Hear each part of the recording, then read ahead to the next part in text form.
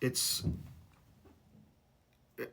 the shooting of oneself in one's own foot with so many of Trump's immigration policies has been hard to get my head around unless I look at it through a lens comprised purely of bigotry and racism. Undocumented immigrants get employment ID numbers, which are similar to Social Security numbers. They're tracked by the IRS and the Social Security Department. But they get these identification numbers that allow them to work and pay taxes. And they pay somewhere between $95 and $100 billion a year in federal taxes, paying into Social Security, Medicare, Medicaid programs for which they will never, ever be eligible to receive benefits from because they're undocumented immigrants. And so this past week, this is being reported by the Washington Post. 2 days after the Social Security Administration purposely and falsely labeled 6,100 living immigrants in the United States as being dead, a senior guy at the Social Security Administration named Greg Pear, Pearre, who oversaw a staff of hundreds of technology experts and had pushed back on this plan to move the migrants' names into a Social Security death database, was marched out of the building by security. This move of classifying them as dead within the Social Security Administration eliminates their ability to legally work, and that database is used by government agencies, employers, and banks and landlords as part of like credit checks and background checks.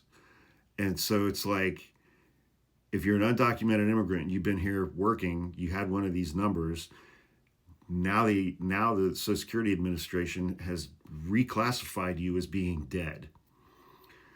Good luck trying to open a bank account or apply for an apartment when this government database through the Social Security Administration says that you're dead. So now they're here and they can't legally work, and they're not going to be any longer paying the $100 billion in taxes to the federal government for programs which they will never be eligible to collect benefits from. So again, none of that makes any sense whatsoever unless you look at it through a lens of I hate brown people. Period. That's it. That's the only paradigm that makes any sense whatsoever. And it's like it's happening at a time, so $30-40 billion of that money that they pay into taxes goes towards Social Security at a time when Elon Musk is closing almost all of the local Social Security offices around the country and firing 90% of the people who work in those offices and moving the Social Security Administration's official public communications to Twitter, a platform that he owns. So it's corruption, self-dealing, bigotry, and racism. I mean, how long is it before people who receive Social Security benefits in this country stop receiving those benefits? Because that day is coming, and I feel like it's coming pretty soon.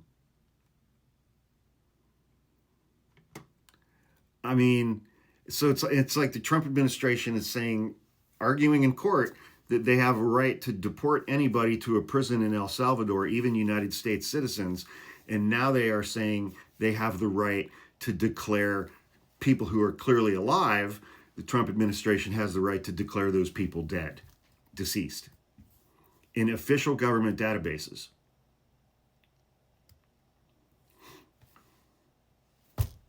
I'm sure that'll work out fine.